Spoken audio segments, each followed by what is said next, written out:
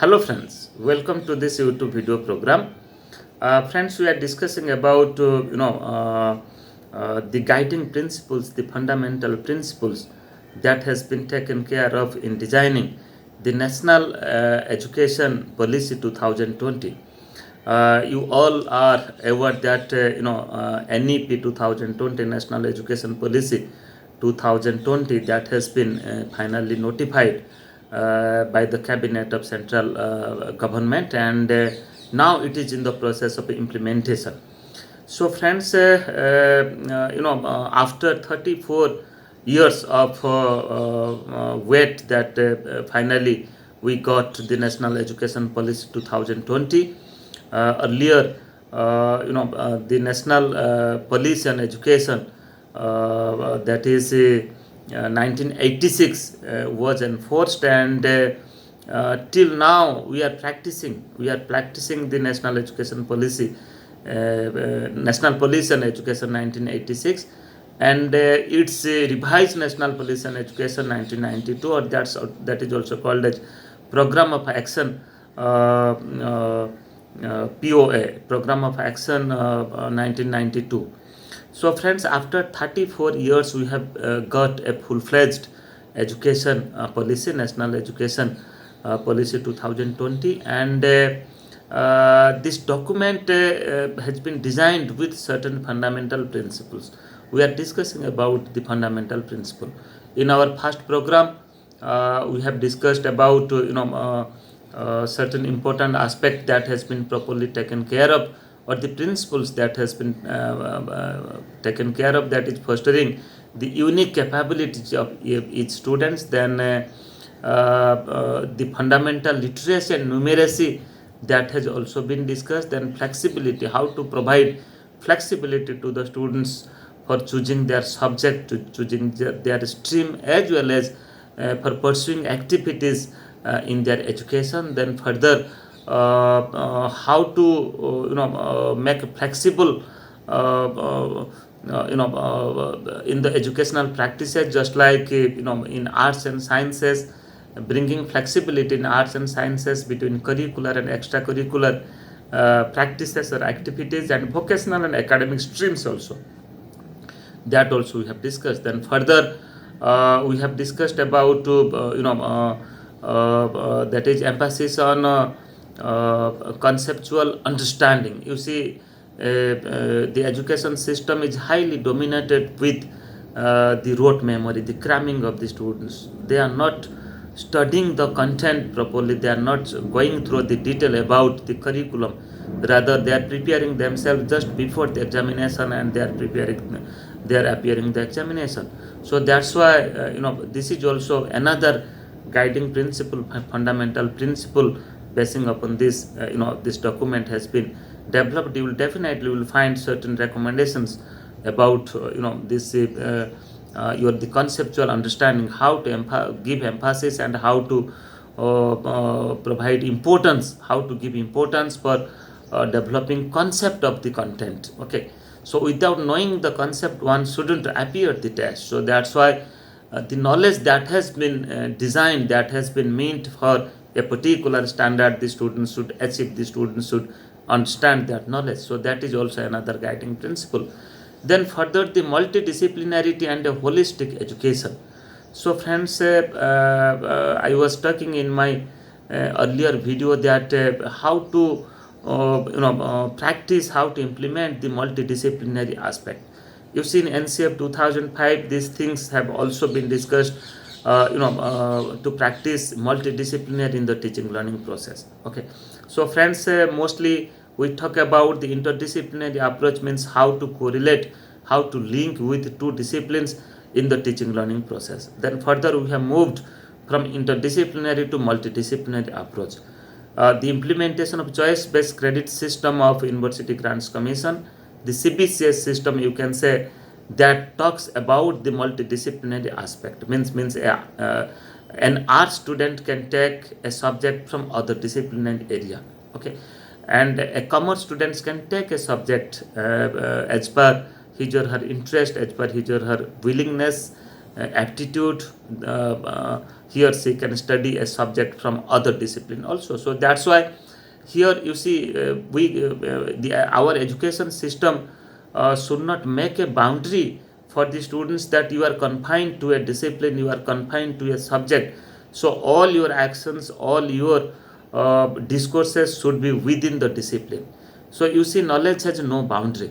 So if someone wants to study another subject, another course beyond his discipline, one should get certain space, one should get certain opportunity, certain scope, and our education system should provide that scope. So that's why here the very important things that has been elaborated, that is the multidisciplinarity, how to bring multidisciplinarity in the teaching learning process in our education system, and how to provide holistic education.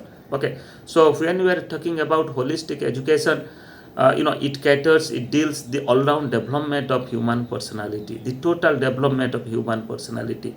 Okay, so we talk about the physical development, we talk about mental development, we talk about the aesthetic development, moral development, development of values, social development. Okay, and you can say the values that includes the democratic values, and other ethical values also. So friends, when we talk about holistic education, without a multidisciplinary intervention, one cannot achieve, one cannot attain the holistic development in education. So that's why these things also given proper importance, proper priority in designing, in developing this National Education Policy 2020. You will find many recommendations which is based upon this multidisciplinary aspect.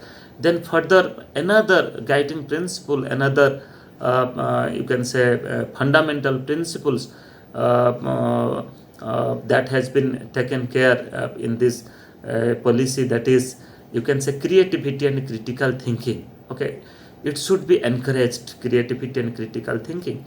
You see, every individual, every person, every child have enough experiences. Okay, they have observed their environment, their immediate environment, where they are nurturing, where they are developing themselves, where they have groomed. Okay, so you'll find that they have lot of experiences, life experiences, and that experiences may be related to school curriculum also, that may related to agriculture, that may related to science, that may related to languages, that may related to interpersonal relationship, that may related to different values also. So how to use such things in the teaching learning process, how to link such things in the curriculum, okay, which is practiced in the school. And further, the critical thinking and the creative thinking. You see, every individual is a new individual, every individual is having certain creative talent, okay, certain understanding upon certain issues, and you can say they have their ideas, they have their ideologies, okay, they have their concept. So here the creativity which is within the individual, how to use that creativity in the teaching learning process. So whether our curriculum provide a space to the learners for using their creativity, for using their critical thinking. So the education system means the curriculum and the textbooks that we are developing for the school students, for the even if that we practice in the higher education, the curriculum that we developed. So in the curriculum, certain things should be there, certain components should be there, that should develop critical thinking among the students, that should develop the higher order thinking among the students, how the students will involve, they can engage themselves in group discussion, they can engage themselves in different types of brainstorming, they can engage themselves in different types of contextual debate and discussion. So friends, here the you can say the creativity and critical thinking of the students, enhancement of creativity and critical thinking of the students is one of the fundamental principle in National Education Policy 2020. Further, the another important principle that has been discussed, that is ethics and human and constitutional values. So friends, when we talk about our education system is not fulfilled without discussing the values, without discussing the ethics, and without discussing the you can say the democratic values or the democratic principles. So friends, here you must have experienced that our constitution, the values which is inherited with our constitution, and that has been spread across the nation. Okay, so the concept of a country, what you understand, the concept of a country, the concept of a nation, it's not only the material things that we have observed. This is not not only the development of roads, the development of buildings, the development of infrastructure. Okay, this is rather this is practice of individual. These values, these democratic principles, it becomes a part of our culture. We are acquainted enough to practice democracy individually. Okay, practice democracy within the individual, within the group, within the family, within the society, within the club, in school life, or in public life also. So that's why the ethical values, you can say the humanity, at the same time the constitutional values that has been just like the empathy, respect for others, cleanliness, courtesy, democratic spirit, spirit of service, respect for public property, how to respect, how to safeguard the public property. Okay, the public property is for us only. Okay, so we are the beneficiary. You can say the citizen of this country are the beneficiary of the public property. So this is also another constitutional value, that to safeguard the public property, because we the people are using that property. Okay, this is, that property has been developed for us. Then further you can say the scientific temper, how to develop the scientific temper, how to develop a type of scientific aptitude, scientific attitude. Okay, how to develop willpower, how to develop our interest for doing certain scientific activities. That is also another fundamental principle or guiding principle of this national education policy. So friends, these are certain fundamental principles that we are discussing, that has been used, that has been practiced for designing, for developing this national education policy. And further in our next program we'll discuss the other fundamental principles. Thank you.